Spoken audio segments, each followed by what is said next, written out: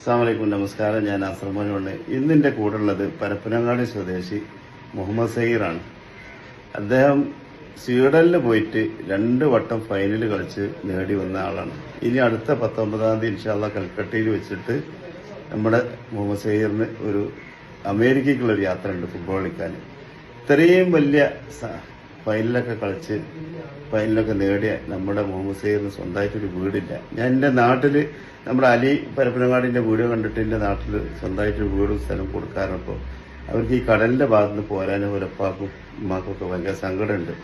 അപ്പോൾ ഈ പരപ്പനങ്ങാടിയുള്ള മനുഷ്യസ്നേഹികൾ ആരെങ്കിലും ഒരു 4 സെന്റ് സ്ഥലം തരികയാണെങ്കിൽ വീട് നമുക്ക് എല്ലാവർക്കും കൂടി വെച്ചു കൊടുക്കാമെന്ന് വെച്ചിട്ടുണ്ട്. അപ്പോൾ ഇൻഷാല്ലാ നിങ്ങൾ പ്രാർത്ഥിക്കണം, ഉന്നതിയിലെത്തട്ടെ.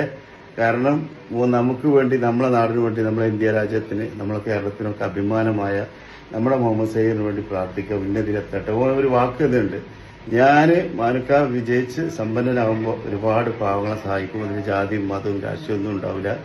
പിന്നെ അവൻ്റെ ആഗ്രഹം ഞാൻ അവനോട് പറഞ്ഞിട്ടുണ്ട്, എൻ്റെ ഉമ്മാക്കും ഉപ്പാക്കും ഒരു കാലത്ത് ഒരു വാച്ച് കെട്ടാനും ഒരു സ്വർണ്ണവള കെട്ടാൻ പൂതിയായിരുന്നു. ഞങ്ങൾ മക്കൾ വളർന്ന് വലുതായി ദുബായിലൊക്കെ എത്തിയപ്പോൾ ആദ്യം അവർക്ക് ആ സമ്മാനം കൊടുത്തിട്ടുണ്ട്. ഓനും പറഞ്ഞിട്ടുണ്ട് മുഹമ്മദ് സഹീർ ആ ഓഫറാണ്, ഉപ്പാക്ക് ഒരു റാണ വാച്ച്, ഉമ്മാക്കൊരു കടകവള. അപ്പോൾ നമ്മുടെ സഹീറിനെ നിങ്ങളൊക്കെ സപ്പോർട്ട് ചെയ്യുക. ഒന്ന് വിവരം കമൻറ്റിൽ അയക്കുക, അല്ലെങ്കിൽ ബന്ധപ്പെടുക. അവർക്കൊരു ഭൂമി കിട്ടിയ വീട് നമുക്ക് എല്ലാവർക്കും കൂടി വെച്ചു കൊടുക്കാം ഇൻഷാല്ലാ.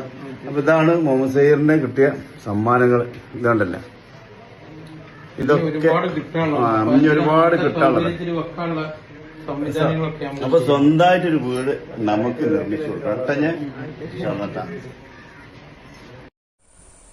ഹലോ, അസ്സലാമു അലൈക്കും, നമസ്കാരം. അപ്പോൾ വീഡിയോ ഒക്കെ നിങ്ങൾ കണ്ടില്ലേ? ഈ വീഡിയോ ഫസ്റ്റ് പോസ്റ്റ് ചെയ്തത് നമ്മുടെ അലി പരപ്പനങ്ങാടി എന്ന് പറഞ്ഞ ഒരാളായിരുന്നു. ആ വീഡിയോന്റെ താഴെ ഫസ്റ്റ് കമന്റ് നമ്മളെ മാനുക്കാൻ്റെ ആയിരുന്നു.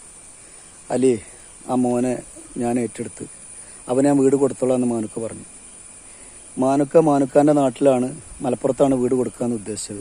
പക്ഷേ അവർക്ക് കടപ്പുറം വിട്ടിട്ട് പോരാൻ ആഗ്രഹമില്ല. അപ്പോൾ പരപ്പനങ്ങാടിയുള്ള ആളുകൾ ഒരു 4 സെന്റ് സ്ഥലം കൊടുക്കുകയാണെങ്കിൽ നമ്മളെ സഹീറിനൊരു വീട് മാനുക്കാട് വെച്ചു കൊടുക്കും. മാനുക്കാനെ കുറിച്ച് പറയുകയാണെങ്കിൽ നമ്മൾ വയനാട് മുണ്ടക്കൈ ദുരന്തം നടന്നിടത്ത് ഏകദേശം 100ഓളം വീടുകൾ മാനുക്കാൻ്റെ കെയർ ഓഫിൽ വീട് പണി നടക്കുന്നുണ്ട്. അതിൽ 7 വീടുകളൊക്കെ കൊടുത്തിട്ടുണ്ട്, താക്കോൽ കൊടുത്തിട്ടുണ്ട്. അപ്പോൾ നമ്മളെ കേരള ഫുട്ബോൾ അസോസിയേഷൻ്റെ ആളുകളൊന്ന് മനസ്സ് വെച്ചാൽ സഹീറിനെ പോലത്തെ ഒരുപാട് സഹീർമാർ നമ്മുടെ നാട്ടിലുണ്ടാക്കാൻ പറ്റും. പ്രത്യേകിച്ച് പറയുകയാണെങ്കിൽ ഇന്ത്യൻ ഫുട്ബോൾ അസോസിയേഷൻ ഈ ഫുട്ബോളിൻ്റെ കാര്യത്തിൽ ഒന്നും തന്നെ കാര്യമായിട്ട് ശ്രദ്ധിക്കുന്നില്ല എന്നാണ് എനിക്ക് മനസ്സിലായത്. മറ്റുള്ള രാജ്യങ്ങൾക്കൊക്കെ ചെറിയ ചെറിയ കുട്ടികൾ നല്ല ഫുട്ബോൾ കളിച്ച് വളർത്തി വലുതാക്കി അവരെ രാജ്യത്തിന് വേണ്ടി കളിപ്പിക്കുകയാണ്. നമ്മളെ നാട്ടിൽ അങ്ങനെ സംഭവമില്ല.